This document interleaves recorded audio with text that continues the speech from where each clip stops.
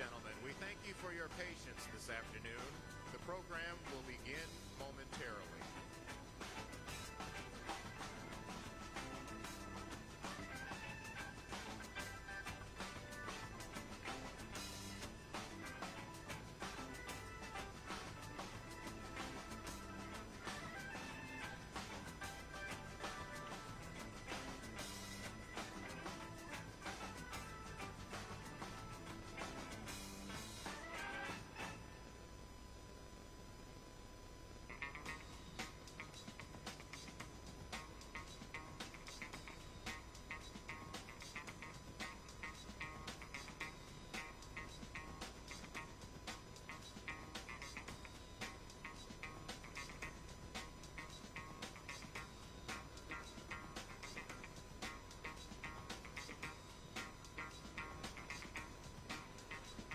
Ladies and gentlemen, please take your seats.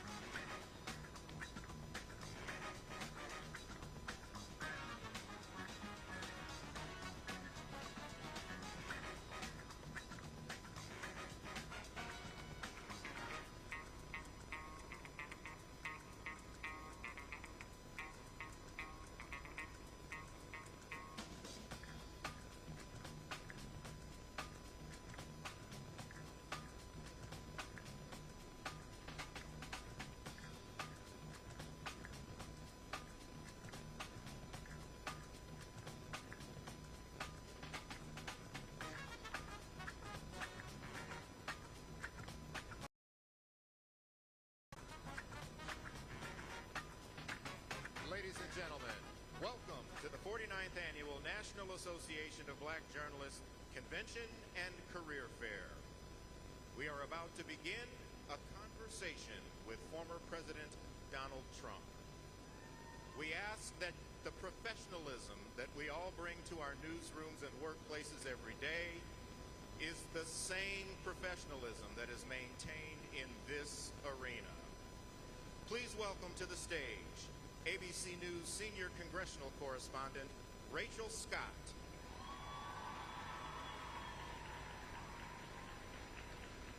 Semaphore political reporter Kadia Goba.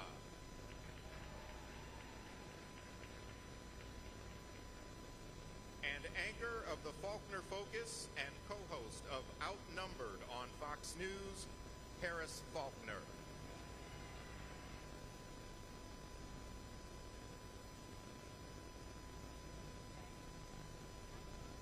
There we go. Test, test, test. Good afternoon, NABJ, and welcome to a conversation with former President Donald Trump. This discussion continues a decades-long tradition during election years of inviting journalists to discuss the policies and their impact with the candidates who are running for president, and the impact of those policies, especially in black communities. Former Presidents George W. Bush, Barack Obama, and Bill Clinton have attended the NABJ conventions either as presidents or as presidential candidates in past years. NABJ is currently in conversation with Vice President Kamala Harris's team to schedule a Q&A either in person or virtually in September. As journalists, we use opportunities like these both to inform our reporting, but also to help voters understand the choices that they face in a consequential and historic election year.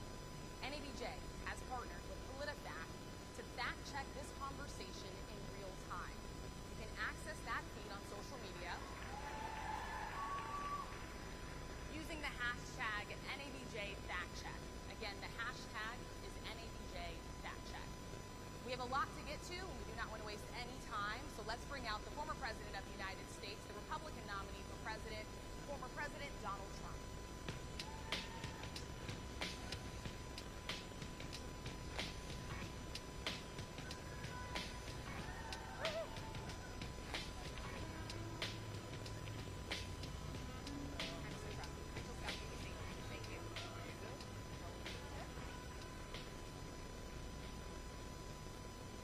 Mr. President, we so appreciate you giving us an hour of your time. I want to start by addressing the elephant in the room, sir. A lot of people did not think it was appropriate for you to be here today. You have pushed false claims about some of your rivals, from Nikki Haley to former President Barack Obama, saying that they were not born in the United States, which is not true. You have told 4 congresswomen of color who were American citizens to go back to where they came from. You have used words like animal and rabid to describe black district attorneys. You've attacked black journalists, calling them a loser, saying the questions that they ask are, quote, stupid and racist. You've had dinner with a white supremacist at your Mar-a-Lago resort. So my question, sir, now that you are asking black supporters to vote for you, why should black voters trust you after you have used language like that? Well, first of all, I don't think I've ever been asked a question so in such a horrible manner. First question. You don't even say, hello, how are you? Are you with ABC? Because I think they're a fake news network, a terrible network. And I think it's disgraceful that I came here in good spirit. I love the black population of this country. I've done so much for the black population of this country, including employment, including opportunity zones with Senator Tim Scott of South Carolina, which is one of the greatest programs ever for black workers and black entrepreneurs. I've done so much, and and I say this, historically black colleges and universities were out of money, they were stone cold broke, and I saved them, and I gave them long-term financing, and nobody else was doing it. I think it's a very rude introduction. I don't know exactly why you would do something like that. And let me go a step further. I was invited here, and I was told my opponent, whether it was Biden or Kamala, I was told my opponent was going to be here. It turned out my opponent isn't here. You invited me under false pretense. And then you said, you can't do it with Zoom. Well, where's Zoom? She's going to do it with Zoom, and she's not coming. And then you were half an hour late, just so we understand. I have too much respect for you to be late. They couldn't get their equipment working, or something Mr. was President, wrong. I would love I think you it's to a answer the very question on nasty your question. rhetoric and why I you have think that answered black the voters question. should trust you with another I 4 have years. been the best president for the black population since Abraham Lincoln. That's my answer. Better than President That's Johnson, my who signed the answer. Voting Rights And Act? for you to start off a question and answer period, especially when you're 35 minutes late because you couldn't get your equipment to work in such a hostile manner, I think it's a disgrace. Let me just ask a follow-up, sir, and then we'll move on to other questions here. Some of your own supporters, including Republicans on Capitol Hill, have labeled Vice President Kamala Harris, who is the first black and Asian American woman to serve as vice president and be on a major party ticket, as a DEI hire. Is that acceptable language to you? And will you tell those Republicans and those supporters to stop it? How do you define DEI? Go ahead. How do you define Diversity, equity, and inclusion? Okay, yeah, go ahead. Is that what your definition? That is Give me a literally definition. the words. Then. Will you give me a definition? DEI. Give me a definition. Sir, I'm asking you a question, No, a you very have to direct define question. it.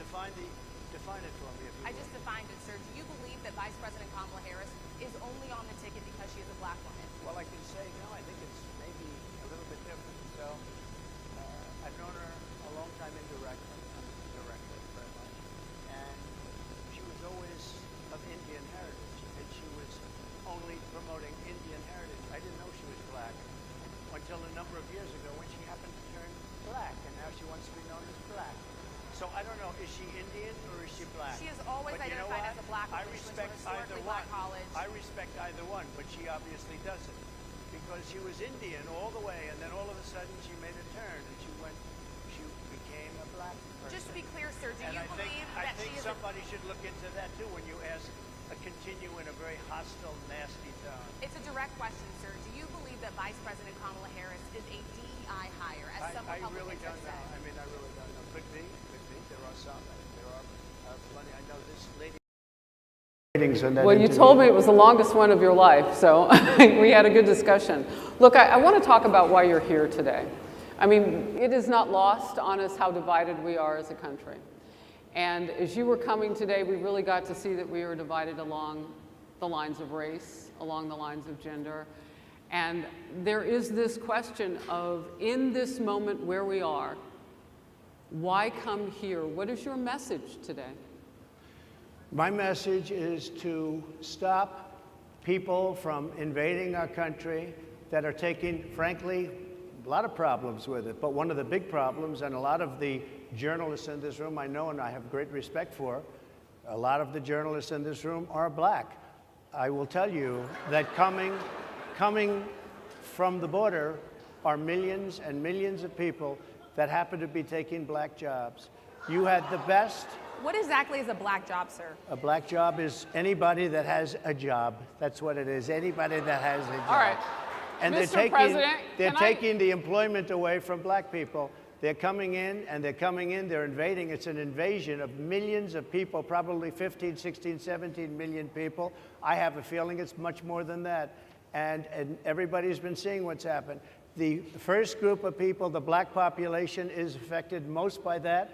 And Kamala is allowing it to happen. She's the border czar. She's the worst border czar in the history of the world. There's never been a border czar like this. She's never even essentially been. She said she was there once, but not the right part of the border. So she was a border czar. She's done a horrible job. These people are coming into our country, and they're taking black jobs and Hispanic jobs, and frankly, they're taking union jobs. Unions are being very badly affected by all of the millions of people that are pouring into our country. And one thing, as we discussed, many of these people are coming in from mental institutions, from prisons, from jails. They're gang members in other countries. Other countries are setting loose their prisoners. They're opening up their prisons and their mental institutions, and they're taking their bad people, drug dealers, gang members, and they're bringing them into the United States. And by the way, their crime rate is going down, and our crime rate is going to be a disaster. Mr. President, I want to get into how you address some of the issues with black communities. And I say that plural because we live in communities of color that are different. We're not all the same. We don't vote the same. We don't think the same. True. It's not monolithic. So as you come here today, I want to talk about something that bursts. And this is the weight of the inflation on this country right now. The nonprofit Money Management International recently released data from its mid-year analysis that we have found a 52% rise in people who are seeking counseling for being in credit debt. They're paying for food that is sky high on their credit cards, and now they can't pay that off. The credit counseling nonprofit MMI, as I said, is saying now that they've seen surges that they haven't seen since we were in a pandemic of people in financial trouble. Much of that falls on the shoulders of single moms, single black moms, when you look statistically. Yeah. How do you turn it around? What's your plan for the black community when it comes to money? So, first of all, it's very hard to hear you for whatever reason because of the fact that they have bad equipment, because I guess, you know, this woman was unable to get the right equipment. But it's very hard for me to hear you, but I can hear every other word. It's very difficult, actually. But so I don't know if they can fix it or do something with it, but I'll do the best I can with it.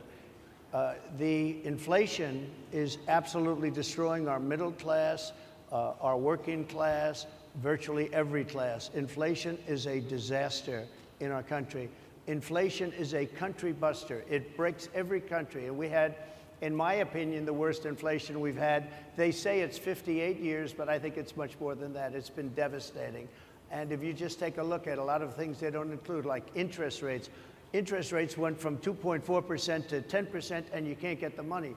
People can't buy houses. They no longer have the American dream. Young people, young black people, they don't have the American dream anymore. They can't buy a house. They can't borrow the money because of the cost of the money.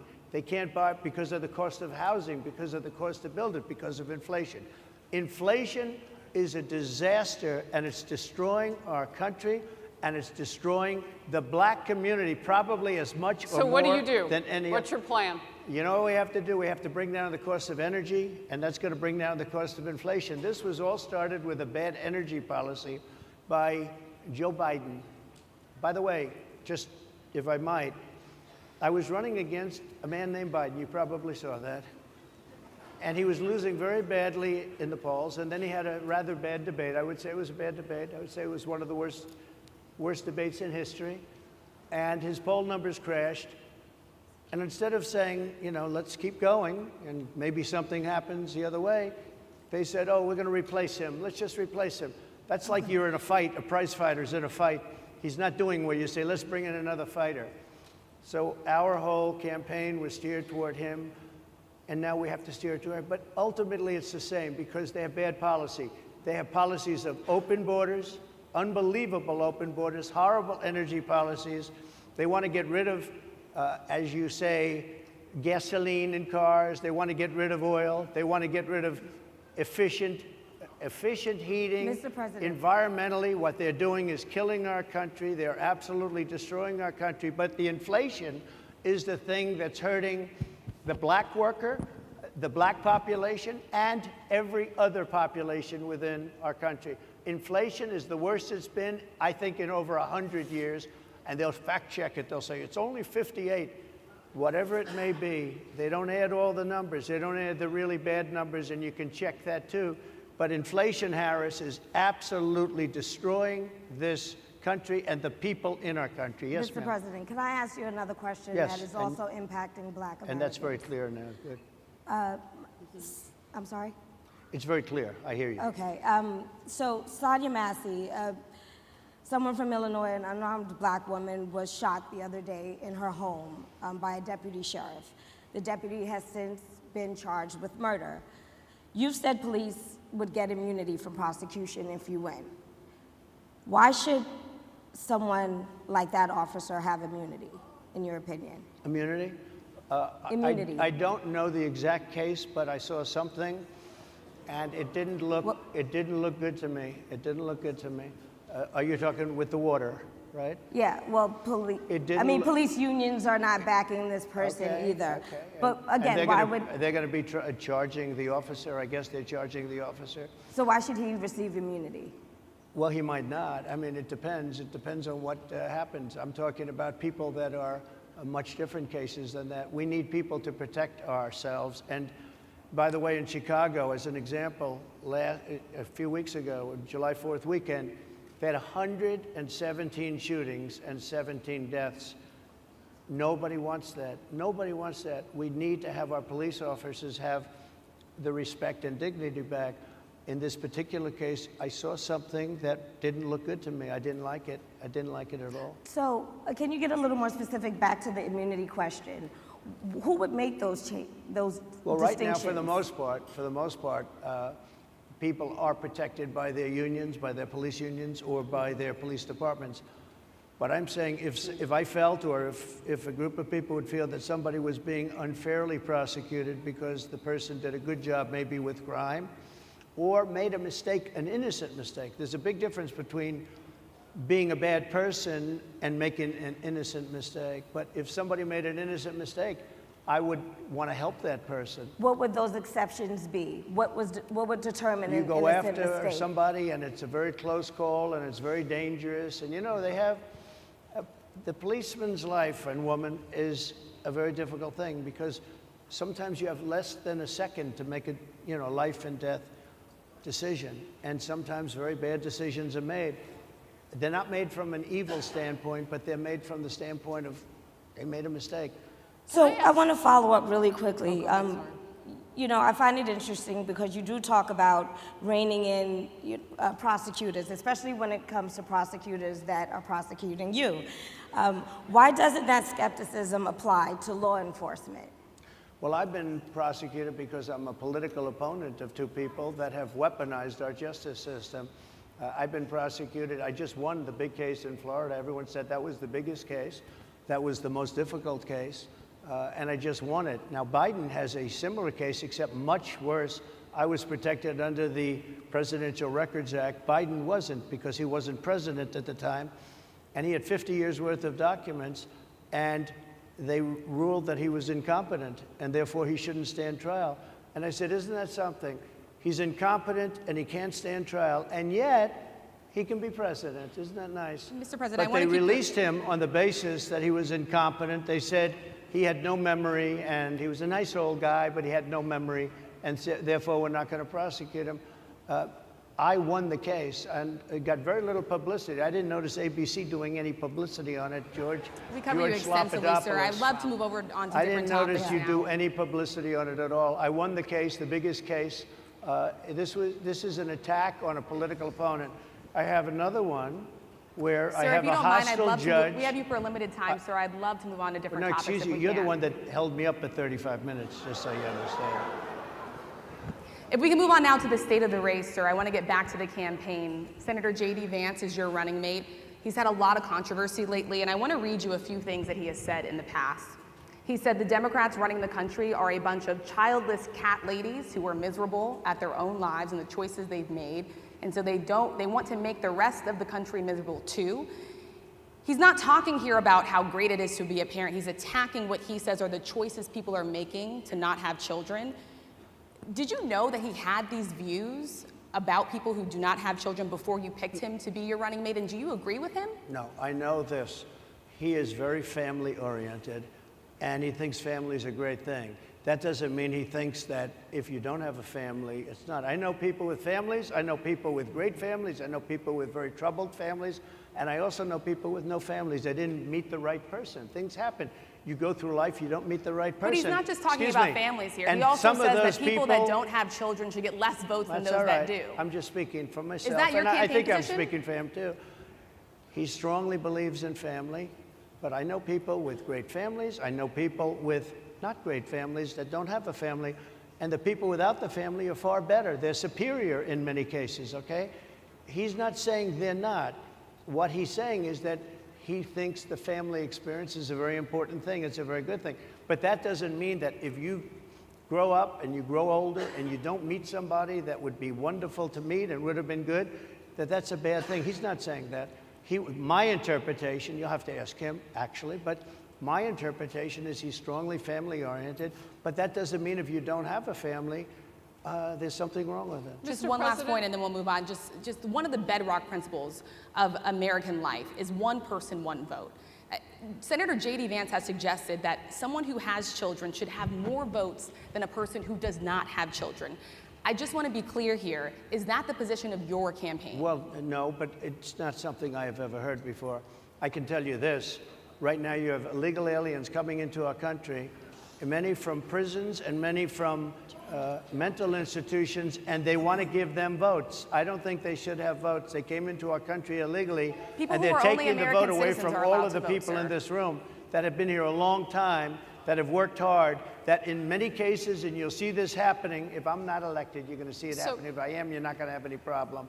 But you're going to see it happening a long time. You're going to see the people in this room and people outside of this room are going to be losing their jobs to people that have come into this country illegally.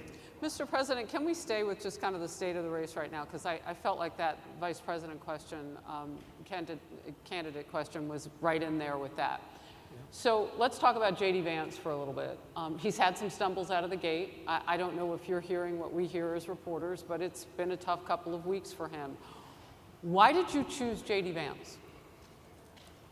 Why did you choose him? And I'm having a hard time hearing too. I chose know everybody out there can, but it's hard to hear. I'll tell you why.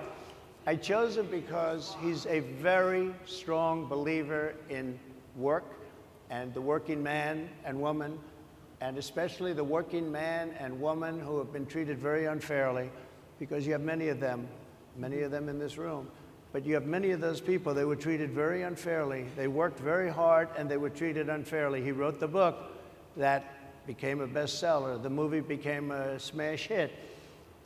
He's a very smart guy without the benefit of having a family that has contacts, like a father that was well connected. He got into Yale Law School. He graduated in 2 years from Ohio State, summa cum laude. I mean, you take a look at, you know, his career has been an amazing career. He started off at a level with a difficult family situation, very difficult with the mother and the father and everything else.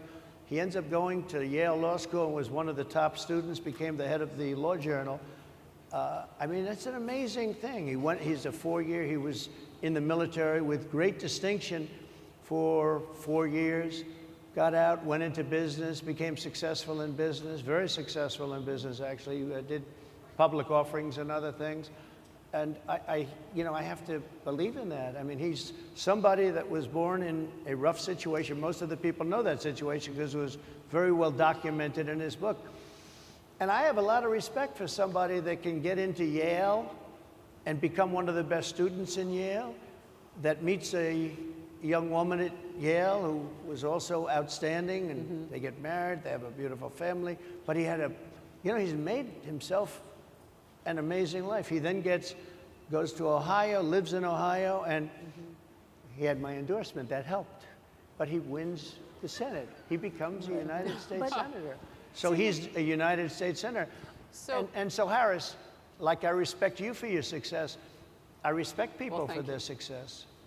The reason I asked the question is because the last time you and I sat and talked was the day that you were shot. We'd been together for much of that day. You left to go to Butler, Pennsylvania, and we didn't know what was next. Yeah. And 2 days sorry. after that... I cannot understand. Your microphone I know, is so it is really hard for me to understand it's just, you too. I can understand you perfectly. Because she's closer. I can understand you. I'm happy to hear that, sir. But I can't really understand, Harris, I have a few more questions. because of the distance, and the mics are really in lousy shape, but I cannot understand Are you asking a question? what you're saying. So what I wanted to say was the last time we spoke, you said some words that were prophetic because I asked you who you wanted to choose for vice president. Yeah. And you said normally it really wouldn't matter what they would bring, you know, you choose somebody that you think has a future, that sort of thing. But you said these words 3.5 hours before an attempted assassination on your life. You told me that bad things happen, Harris, and that's why this decision is important this time. Bad things happen, you said it twice. When you look at J.D. Vance, is he ready on day one? Does he what? Ready on day one, if he has to be. I've always had great respect for him, and for the other candidates too. But I will say this, and I think this is well documented, historically, the vice president in terms of the election does not have any impact. I mean, virtually no impact. You have 2 or 3 days where there's a lot of commotion as to who, like you're having it on the Democrat side, who it's going to be. And then that dies down, and it's all about the presidential pick. Virtually never has it mattered. Maybe Lyndon Johnson mattered for different reasons of what we're talking about, not for vote reasons, but for political reasons, other political reasons. But historically, the choice of a vice president makes no difference. You're voting for the president, and you can have a vice president who's outstanding in every way, and I think J.D. is. I think that all of them would have been. But you're not voting that way. You're voting for the president. You're voting for me. If you like me, I'm going to win. If you don't like me, I'm not going to win. I'm going to get my J.D. Vance question in. J.D. Vance? I'm going to get my J.D. Vance question in. To your point and to Rachel's point, he, you know, has a lot of opinions about childless women like myself or divorced people like yourself. Do you think, well, I mean, my point is here. But at least it was said in a friendly manner. My point is, do you think the Republican Party is getting a little bit too judgy about people's lives when you think about abortion or when you think about what J.D. Vance is saying? I don't think, look, I think that the Democrat Party is really the one that has the problem. I think they're radical on abortion because they're allowing abortion in the 9th month. They're allowing the But I death. think it's They're about allowing freedom, the death of a baby after the baby is born, based on Sir, the that governor is of illegal Virginia. in every state That's- in the that's country. Based on the governor of Virginia, Executing a they're baby in allowing the every death state of the in the country baby is illegal. after it's born. It's a They're allowing crime. abortions in the 8th and 9th month of Well, Democrats pregnancy. have denied I think they're right. that. And I That's think the the thing. Republican Party is actually much less. I think I've made them much less radical, perhaps, but the Republican Party, what we're doing is bringing it back to the states where everybody wanted it. Democrats, Republicans, liberals, conservative, everybody wanted abortion brought back. They didn't want Roe v. Wade in the federal government. They wanted it, everybody But the wanted majority it of back. Americans oppose Excuse Roe me. v. Wade being They- overturned. They Multiple don't know polls have about showed that, this. sir. Right now, they're voting. It brought it back to the states. Now, I happen to believe in the 3 exceptions. Ronald Reagan believed with rape, incest, life of the mother. I do. I think most people do. I think most Republicans do also. But if you take a look, right now they're doing, it's an amazing thing, out of the federal government, it's in states, and people are voting. And I will say, Ohio is, let's call it a more liberal version, has been approved. Kansas, the same thing, a little bit surprising to a lot of people. But the people are now voting. And it's taking this issue that's been going on for 52 years and has torn our country apart, and it's giving it to the people to vote on. And they're voting. And many states have already voted. Others are in the process of voting. And it's bringing it back to the people and a vote of the people. And it's not at all radical. And again, you have to follow your heart. I happen to believe in the 3 exceptions. Most people believe in the 3 exceptions. Most Republicans believe in the exceptions. But they don't want to see an abortion in the 9th month or the 8th month. Almost everybody agrees to that. And they certainly don't want to see, in the case of the governor of Virginia, the former governor, I might add, who said, we set the baby aside and then we decide what to do. Meaning, what do? We execute the baby. Can I? That's a radical, horrible position. And some people want that. I don't want it. Most people don't. Thank you. Can I just pivot really quickly to another question about, you brought up health, Harris. You're an active man. We see you golfing all the time. But if you win, you'll still be president at 82, which is older than Biden is right now. But not mentally. Look, mentally. Here's the question. He's shot. But most people. Would you consider? Most people. I know many people in their Yeah. 80s and their 90s that are in great shape. Some of our greatest leaders. You look at throughout the world history, the greatest leaders, some of the greatest leaders in the world were in their 80s. But here's the question. Would you consider stepping down if you felt that your health was declining? Or would you? Oh, absolutely. And who would I make? think I'd know. How would you make that decision? I think I'd know. Look, if I came onto a stage like this and I got treated so rudely as this woman treated Oh my me, goodness. and I'm fine with it because she was very rude, sir. Very rude. That wasn't a question. She Sir, didn't if you ask can me a answer the question. question. She gave a statement. That wasn't a question. I Sir, if repeated you your can answer the statement, sir, question. actually. You said you would. You would Oh, make that absolutely. decision If to I step thought down. that I was failing in some way, I want people to be sharp. I'll go a step further. I want anybody running for president to take an aptitude test, to take a cognitive test. I think it's a great idea. And I took 2 of them and I aced them. Well, can I just- I took 2 of them. But let me ask. Yeah. I would like to have people running for president, and I don't mean because they're 75 or 85. I think anybody running, I'd like to do it. People say it's not constitutional. I would like to have something passed where you can do it. I think we should know. I mean, I've watched what's happened in the last couple of years under this gentleman, and our country is a mess. We have inflation. We have the millions of people falling in. We have Afghanistan, which was the worst, most embarrassing moment in the history of our country. What he has done to our country, and her too, what they've done to our country, she has been a horrible vice president. She's considered the worst vice president in the history of our country. Mr. Don't mean to President- interrupt you, but would you consider taking the cognitive test Mr. President. I would love to and do make it. it public? Well, I've already taken 2 of them, but I'll do it again. Mr. I President, suggested- how do While you you're president. intend to? I suggested, Harris, that let's take one. I said, Joe and I will go and take a cognitive test. Now, I'd do it with her too. I would do it with her also. You know what? she failed her law exam. She didn't pass her law exam, so maybe she wouldn't pass the cognitive test. Mr. President, Are you saying she wouldn't pass? Just to be clear, I'm just giving you the facts. to be clear, you don't think I'm Harris just how do would you pass giving it? you the intend, facts. She and didn't look, pass her bar exam, and she didn't think she would pass it, and she didn't think she was going to ever pass it. And I don't know what happened. Maybe she passed it. I She guess did pass it. There's a She man did- over she here. did I in think fact pass he it. must work for Mr. her. President, I would love to ask you about January 6th. You've called yourself the candidate of law and order. Yeah. When Time Magazine asked you if you would consider pardoning all the rioters, you said, yes, absolutely. Sure. You called them patriots. 140 police officers were assaulted that day. Their injuries included broken bones, at least one officer lost an eye, one had 2 cracked ribs, 2 smashed spinal discs, another had a stroke.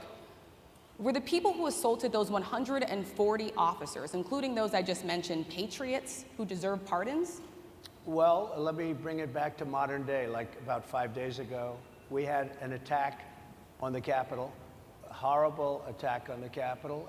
You saw the people that were protesting and spraying these incredible monuments, bells, lions, all these magnificent limestone and granite with red paint, red spray paint that will never actually come off, especially in the limestone. It will never, I'm a builder, I know about this stuff. It'll never, you'll see it in 100 years from now.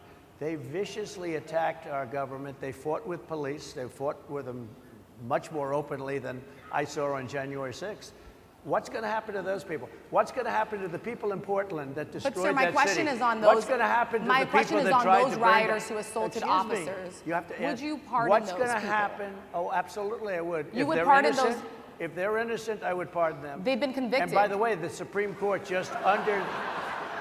Well, they were convicted by a very tough system. They were. How come the people that tried to burn down Minneapolis? How come the people that took over a large percentage of Seattle?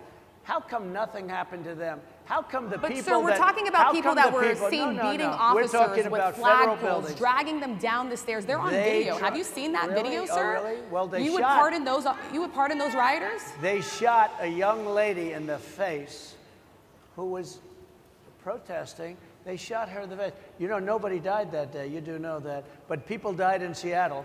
Nobody died, but people died in 140 Minneapolis. officers Do you know were people died in assaulted that Minneapolis? day. And nothing happens, and nobody ever talks, and nothing happens to those people. But you went after the J6 people with a vengeance. And I'll tell you what about the cops that were, and I'm all for the police, as you know, but what about the police that are ushering everybody into the Capitol? Go in, go in, go in. What about that? Look, No one was nothing ushering is into the Capitol, nothing is perfect in life, but you have people from Minneapolis. You have people just from 5 days ago in Washington, D.C. They were having fistfights and fighting with the police. They were spraying and destroying. They were desecrating our monuments in Washington, D.C. 5 days ago, and nothing happened to them. And you can't have two systems of justice. That's why they went after me as a political opponent, because they felt they couldn't win without doing that. And we're going to win our cases, and we're going to be vindicated. But I have to spend a lot of time on that and money. That's what they want. After the election, they won't care. Although in my case, I think they probably will, because the hatred is pretty deep. But I'll tell you, they went after me as a political opponent. That's never happened in our country before, and it sets a terrible, terrible precedent. what do you do on day one if you win? What's your first thing? What do? I close the border. And I do two things, because I can do a lot of things simultaneously. I close the border. We don't want people coming in. We want people to come in, Harris, but they have to be vetted. They have to be checked. They have to come in legally. We want Legal, people. I want yeah. people to come into our country, but they have to be vetted. They have to be checked. So when you say, what do? That, and I drill, baby, drill. I bring energy way down. I bring interest rates down. I bring inflation way down, so people can buy bacon again, so people can buy a ham sandwich again, so that people can go to a restaurant and afford it. Because right now, people can't buy food. Your grocery bills are up 40, 50, 60%, right? She's agreeing to me. Oh, she's agreeing. Thank you. I like you very much. Mr. President, I think we are. But it's true. Your grocery bills are up. And then they're mandating that you buy an all-electric car. You know, Elon Musk endorsed me, and he's a friend of mine. He's a good guy. He's a smart guy. But I'm against everybody having an electric car, okay? I'm very much against that. You have to be able to, if you want a hybrid or if you want a gasoline-propelled car. But, you know, we have more liquid gold, gasoline, oil, under our feet than any other country. More than Saudi Arabia, more than Russia, more than any other country. I want to use it. I want to use what we have. I want to bring down prices, bring down costs, and I also have to stop the invasion. And remember, they're taking your jobs. These people coming in are taking your jobs. Project Mr. Pre- 2025. I think we have to leave it there by the Okay. Trump team. All right. So leave it. That is the last word. Thank you so much, Mr. Trump, for coming today and joining us. Well, thank you very much. They've been telling us. Thank you. Thank you, everybody, very much. Great Thank honor. you, Mr. President. Thank you. NABJ will email about details regarding the conversation with I Vice could not President hear Kamala any- Harris in September. Thank you. Thank you very much. Thank you, sir.